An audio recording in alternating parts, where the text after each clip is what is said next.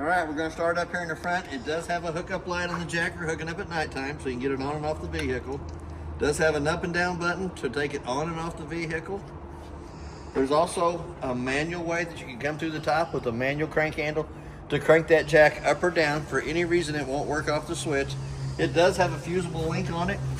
I would check that fusible link first before I took my manual crank out and cranked it up or down, just to make sure the fuse was good. It also has two 20-pound propane cylinders on the front that are full except for what we use to service the trailer. The arrow on the regulator is pointed towards that one over there. We got it opened up. It's green inside the eye, indicating that the bottle it's pointed to's got gas in it. As soon as that bottle would come up empty, it's going to turn red inside the eye, indicating that the bottle the arrow is pointed to is empty. If you already have the other cylinder open, it'll automatically pick up from this one over here so you don't lose your gas service in the middle of the night. Still going to show you red in the eye that the bottle it's pointed to is empty, but it will automatically pick up from this one over here. Then all you have to do is flip it over to this side, work off of this side while you take that one off and take it down and have it refilled. So that's the one we worked off of when we serviced her, so we're going to go right back to it.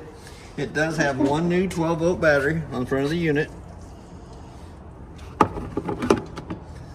We do have a bottle cover that has two holes in the bottom of it. The bungee cord goes underneath the metal rack to hold it in place. Then it also has the quick disconnect at the top so that you don't have to take the cover off every time you want to get into the cylinders to open them or close them. So I'm going to set it off to the side. We do have a 7-way holder that keeps your 7-way up off the ground, keeps it from getting corroding, and the chains.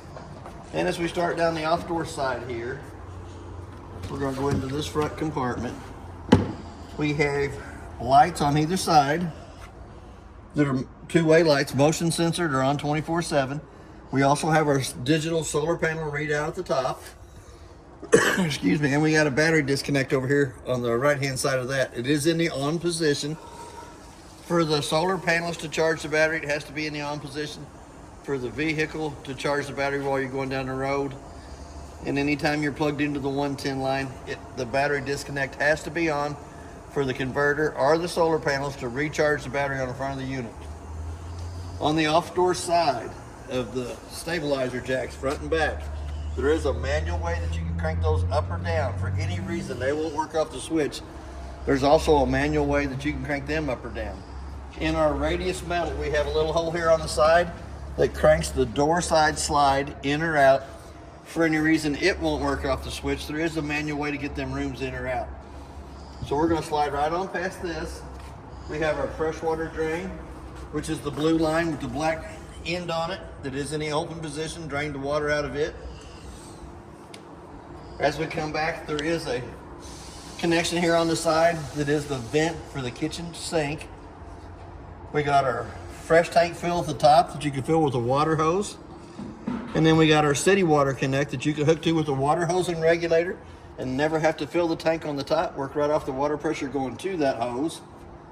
Then our hot water heater is next. Hot water heater works two ways, 110 and propane. The 110 switch is in the lower left-hand corner on the outside. Your gas switch is going to be on your monitor panel on the inside. But before you turn on either source of heat, you always want to pop the pop-off valve. Make sure it's got water coming out of the top of it before you turn on electric or gas. Also has a drain plug down in the bottom, and it's an 1 1/16" socket, takes it in and out. But it is also an anode rod. An anode rod draws all the impurities that's in the water to it, eats up that rod instead of eating up the inside of the tank. Anytime the steel rod in the center is showing, it's time to replace it. But that is where you'll drain the hot water heater in between long trips and for winterizing purposes. So we're going to slide it right back on.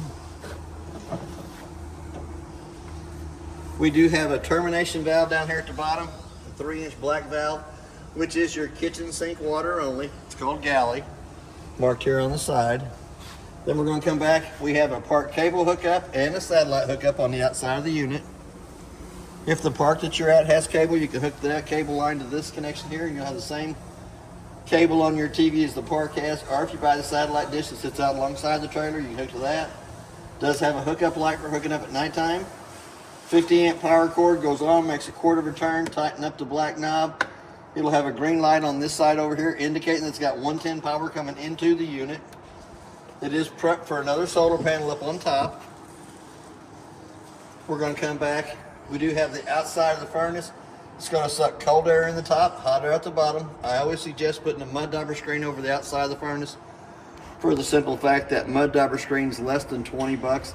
It's $155 an hour for every hour that I have to take the furnace out to clean the mud daubers out of it. So that little $20 investment's worth its weight in gold. Before I get too far away from it, stovetop range hood inside has two little tabs on the outside out here that have to be lifted up, allows that flapper to flap. But when you're in travel, you'll want to push those back in, lock them into place. That way that flapper don't sit there and flap till it breaks itself out. Lug nuts on the trailer have been torqued at 100 foot-pounds. Excuse me, it's what's recommended on the side. Tires are air duct pressure on the side of these is 65 pounds. As we come back, there is a pretty good sized compartment underneath the master bed. There is a bag for the outside grill. The grill's at the top, the Blackstone's at the bottom, but there is a bag there to put it on. The rest of the parts are on the other side of the unit already hooked up. So when we get over there, we can show you how they lie. Coming to our second termination valve here in the back. The gray 2-inch valve in the front is your bathroom sink and shower water. The 3-inch valve in the back is your toilet water. As we come to the back here, once you got the black tank completely drained, you can hook a water hose and regulator to the black tank flush, turn water pressure onto it. It's got a little aerator on the inside of the black tank that spins around, helps clean more of the debris out of the black tank only. Then we have an outside shower that gives you hot and cold running water out here. If the pump is on, we can pump that handle and get water coming through it. But it does give you hot and cold running water to the outside of the unit on the off-door side. As we step around to the back, we have our two low water drain points. The blue is the cold side of the water system. The red is the hot side of the water system. You'll use those for winterizing and de-winterizing of the unit. And you can also use them in between trips. If you're not going to use the camper for a long time, you can open the low water drain points up, let all the water come out of the water lines on your way home. It is prepped for a Lippert extendable ladder for going up and checking the roof. The roof is the most important thing on the camper. Anything happens to the roof up on top, it will start showing on the four corners inside or out. You can check it every 90 days. You don't have to seal it every 90 days, but the quicker you can find a problem with the roof and fix it, the better off you are. It does have a spare tire on the back that's been air duct pressures, it's not been torqued on, so it's been on with the wrench. It does have the new Parkland tire cover over the outside of it, and it is also prepped for a backup camera. As we walk around to the door side of the unit, it does have a switch on the back here to extend the stabilizer jacks in the back, and they are stabilizer jacks only. Once they hit the ground, you go just a little bit past that. They won't level the trailer from side to side. They just stabilize the trailer while you walk through the center of it. Then we're going to come up to our outside grill. We have a table that hooks over the corner of the ledge here on the outside. Preparation table. There is another connection here that hooks to that your grill slides onto. There's a pin on either side of the grill to hold it in place. Our gas line comes out from the back, goes down and hooks to our connection coming off the frame that works off the two propane cylinders on the front of the unit. There is a T-handle on that connection that has to be in line with the gas line coming to the grill for it to have gas coming from your two propane cylinders up front. What I always try to do when I light it is I push in on the knob, I turn it over to the side, let it sit for a minute, which pulls gas from the connection out there up to the top. Then I'll turn it back off, push it back in. Usually the second time it'll light. You can feel the heat coming off of it already. You also see a little blue flame burning down inside there. But it does have the grill for like barbecuing, and it also has the Blackstone that sits up in the two holes here at the top for cooking your eggs and bacon in the morning and whatever you want to put on there. It does have the preparation table to the right hand side of that. We do have another hole in the radius metal on this side over here that will manually crank that kitchen slide in or out. For any reason it won't work off the switch, there is a manual way to crank the rooms in and out, the jacks up or down, and the tongue jack. So we're going to slide right on past that. There's a place for a TV out here. Slides down in this bracket, hooks to this connection here, which is on the park cable or the antenna on top of the unit. and a 110 plug-in to plug it into. Here again, we got the lug nuts torqued at 100 foot-pounds. The tires are air compressor, which is 65 pounds on the side of the tire is cold. Excuse me. Another hole in a radius metal here that does the living room slide on the opposite side of the trailer. We'll manually crank that room in or out, either way you need it to go. So we're going to slide right up past the slide room here on the front. We're going to come into the front compartment. There's two handles up here on the ledge. That one there will do your stabilizer jacks and your slide rooms. This one here will do the tongue jack on the front of the unit. It has a 110 outlet that is also GFCI protected. A two-way light that comes on 24/7 or motion censored, either way you wanted to do it. And the little black switch down below it actually turns your set of LED lights on the front of the unit on.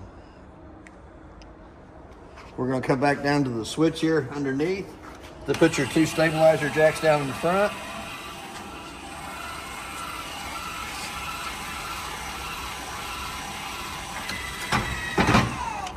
We're going to put just a little pressure on them. And they do have a manual crank on the opposite side. For any reason they won't work off the electric switch, there is a manual way that you can crank them jacks up or down. So now we're going to go back to the front door. Steps should have been in the upper position, so I'm going to put them back up like they're usually. We're going to open the door fully extended, grab a hold of the handle in the center, grab the blue handle on the side here. We're going to let the steps come out. There's a push button underneath each one of the legs, 15 to 18 slots in the legs for adjustment. The main thing is once the steps come out and lay down on the ground, it has to lay flat in the threshold so that the front door fits over the top of it properly without dragging. So here again, we're going to go into the unit. It does have a working fire extinguisher on the left-hand side. We're going to come up to our monitor panel. That shows you the batteries. It's fully charged. To get an accurate reading of the battery, you usually want to have the 110 line unplugged. Our freshwater tank showing that it's empty. Black water tank showing that it's empty. As they fill up, they'll show 1/3, 2/3 full. Auxiliary tank does not have it on this unit. Does have grade 1, which will be your bathroom, shower, and sink, and grade 2, which is going to be your kitchen galley. Shows you that it's empty too. You can also Bluetooth it to your phone. We're going to come down. We have a water pump switch that turns the water pump on between the freshwater tank and the faucets. We have the gas side of the hot water heater. Turn the gas side on, the little door side fault light comes on. It does have water in the hot water heater. So in about a minute's time, that little green light up here at the top is going to go out. The hot water heater will go through 3 lighting processes to light on gas. For any reason that it does not light on gas, the little door side fault light's going to come back on. So here again, we're going to turn that back off. We're going to turn our lights back on. It does have heater pads on the tanks underneath the unit. We got our living room lights, and we got 2 sets of awning lights.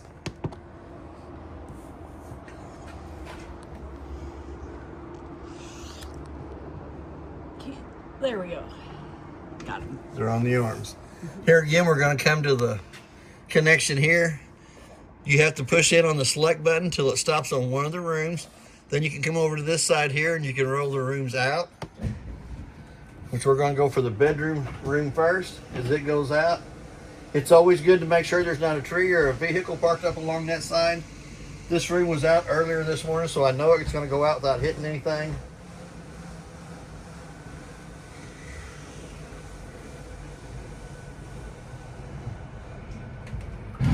There it goes. When it starts ratcheting, we're going to let off of it. So we're going to hit the select button. We're going to come down to the next slide room, which is slide room 1. We're going to run it out. It is the very front one, the door side. We're going to hit that select button again, come down to slide room 2 and run it out. And it's going to be our off door slide. Here again, it's always good to make sure there's not a tree or a vehicle parked up along that side. But we did have it out earlier, so we know it will go out without hitting the trailer beside of us.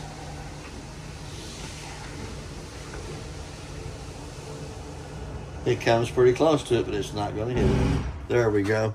So we're going to come back to the slack button. We're going to take it to where it says awning out. Run the awning out.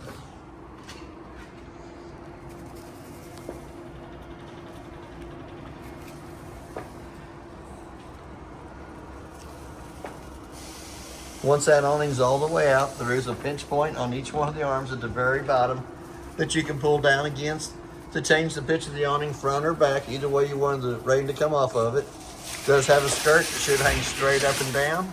There we go. I'm gonna roll that back just a hair. That's a big old awning. But it does have a pinch point at the bottom that you can pull down against to put the pitch of the rain going towards the back or the front. It's marked for a second awning, but it does not have the second awning on the unit. So I'm gonna go ahead and leave them steps out.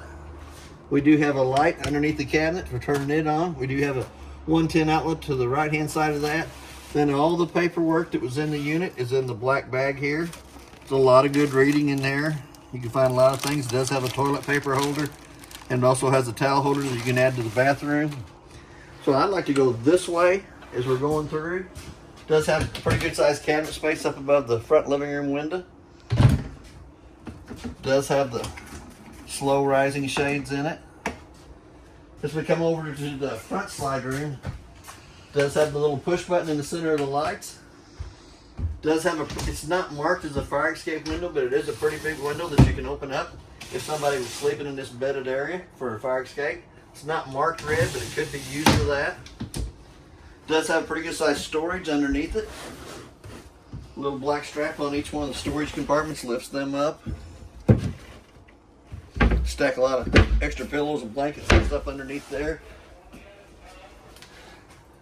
There is, and I gotta find where they put it, a thing for the kitchen table. I think it's under the bed. Under the bed? I'm not positive.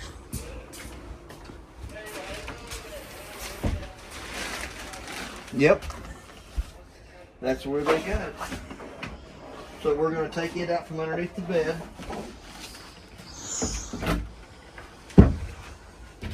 We're going to get the little bracket. This slides down in the front of the couch.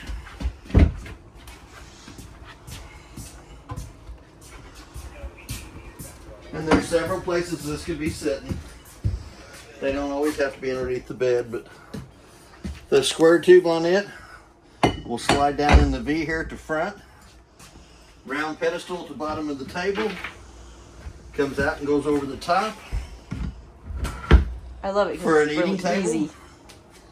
And it does have a 110 outlet to the right hand side of it. We do have a smoke detector that's going to make that annoying little sound. That'll wake you up. That will wake you up.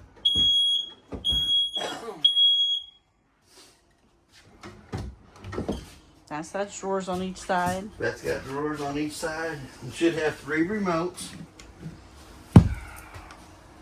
The little one's for the fireplace. It has an on and off button. There we go. You can change the color of the rocks and the flames. You can turn them off, you can turn them back on. You can run your temperature up and down with the 2 bottom arrows. And you can set it for 1 to 9 hours for it to run, and it shuts itself off. If you lose the remote, it does have the push buttons on the front of it, so you can control it by them. If you can't find the remote, the middle size remote does the stereo.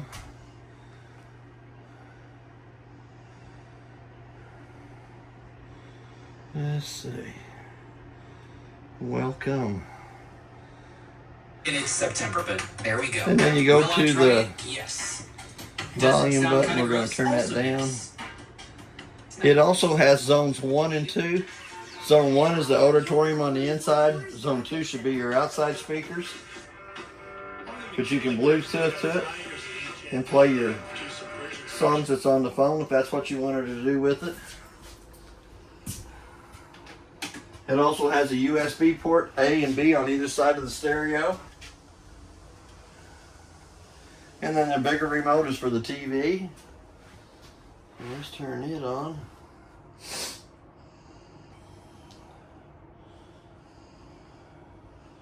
You do kind of have to wait for it to do its thing. So it does have a light switch here on the ceiling that turns the lights above it on.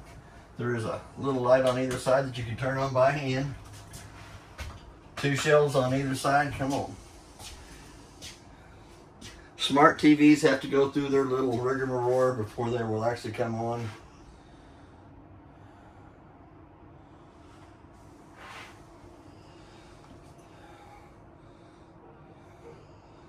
But that is channel 11.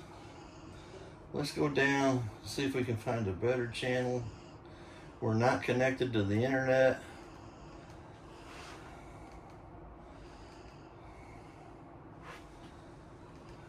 Let's go down to channel 2. Still not picking up very good, but it could be because we're inside the building here.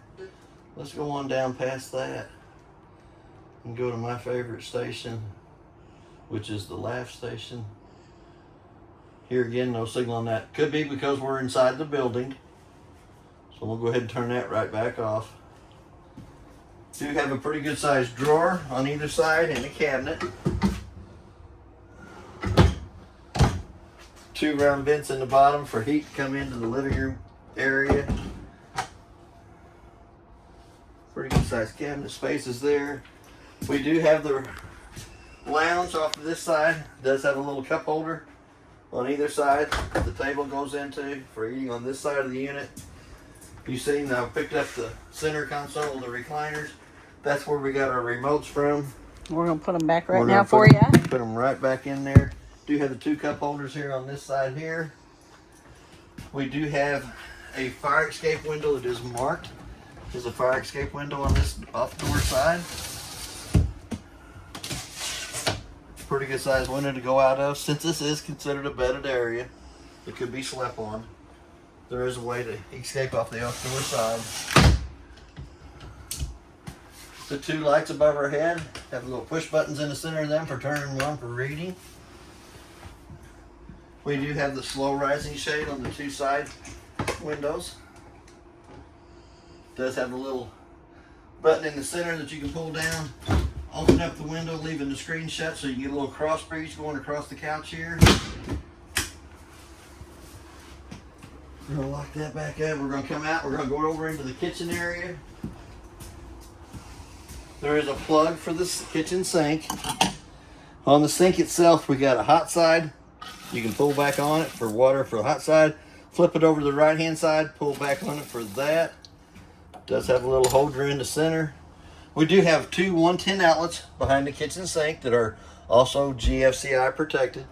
We also have another USB port, A and B on that side there. Pretty good sized cabinet space up above. Microwave. Now about the microwave, it does have a clock button. Let's say it's 3:30. Hit the clock button again in the center till the 2 center eyes is blinking. Pretty good sized microwave. It's usually what I warm my coffee or my lunch up in. We do have a light for the stove top and a fan. For that fan to work properly, the 2 tabs on the outside hood range have to be lifted up, allows that flapper to flap, so I'm going to turn it right back off. It also has a cutting board for the kitchen sink that is also your backsplash for the back of the stove. Does have the little holder here that holds it in place. Does have a glass stovetop. It's not an inductive stovetop. You have to lift the glass stovetop up out of your way twice. Then we'll come to the knobs. We're going to turn them. Hold them to the side here. Let's see, we're going to turn the oven off. There we go. Now when you push down on the button, the knob will turn red, which lets gas come back through the valve. It's going to take it a minute to get the gas to come back from the bottles to the stove. Once it's lit, let it burn for just a little bit. If you turn the knob and get it lit and let off of it too quick, sometimes they go off, but it will illuminate red when it has gas coming through the valves. So we're going to turn them right back off. We're going to go over here to this side. We're going to go back to the oven. We're going to come down to the temperature side of it. We're going to push down on the knob.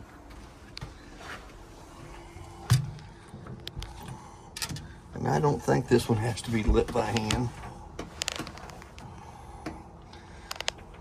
I do know that we got to get to the oven side of it. There we go. Well, that went quick. That went quick. It lit pretty fast. You got to let it warm up for a minute to heat the thermocoupler up right above it. Once the thermocoupler comes up to temperature, you just crank it up to the temperature you want it to go to. Here, as soon as the thermocoupler gets warm enough, it'll kick it on. There we go. Then you can come to the temperature set over here, and you can set it for whatever temperature you want, 350. It comes up in 5s. Does have the red valve when it's got gas coming through it, so we're going to shut it right back off. We're going to turn the oven back off. We'll go back to the 2 burners up on top.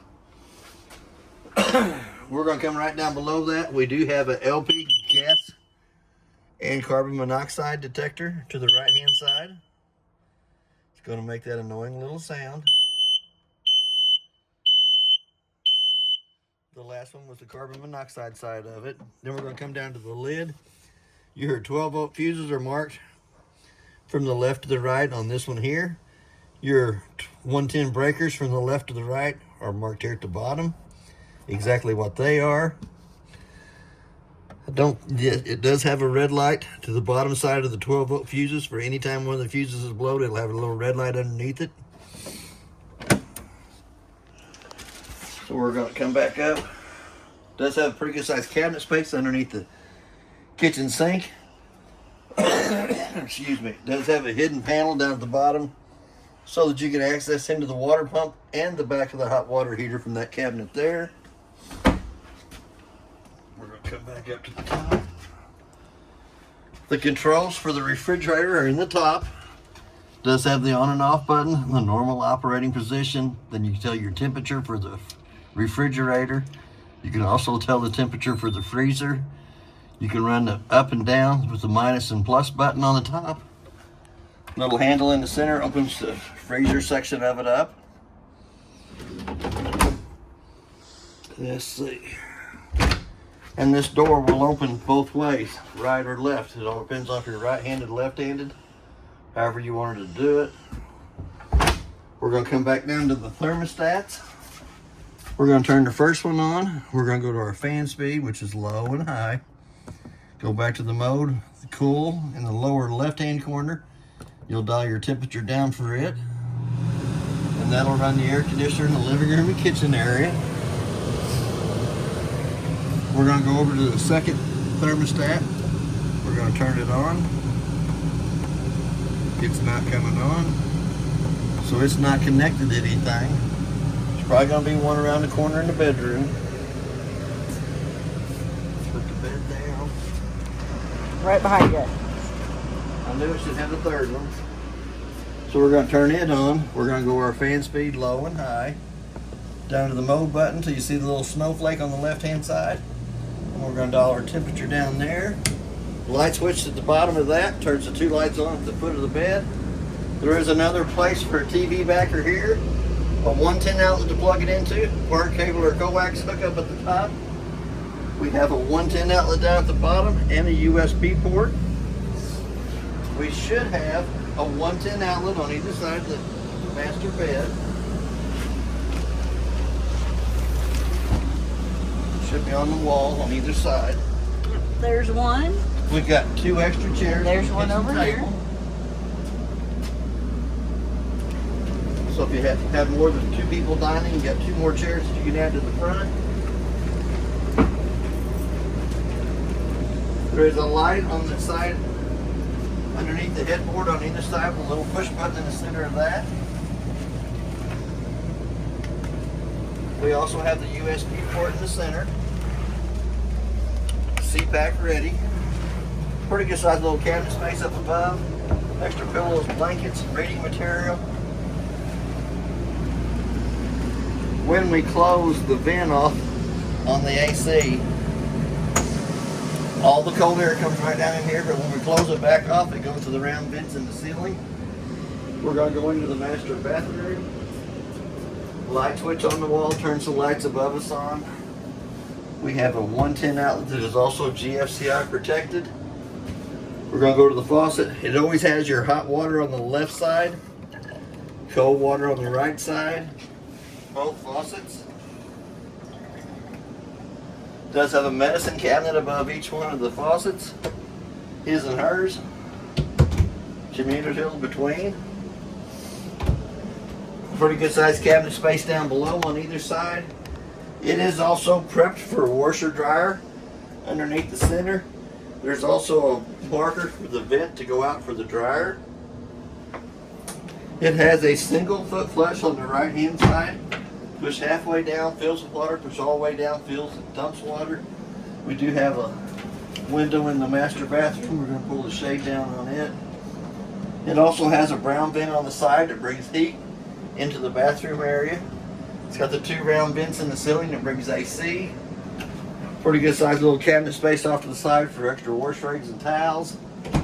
T-handle on the vent and ceiling that opens it up. Little black button turns the fan on for pulling the moisture out of the bathroom. Little T-handle opens up and shuts there.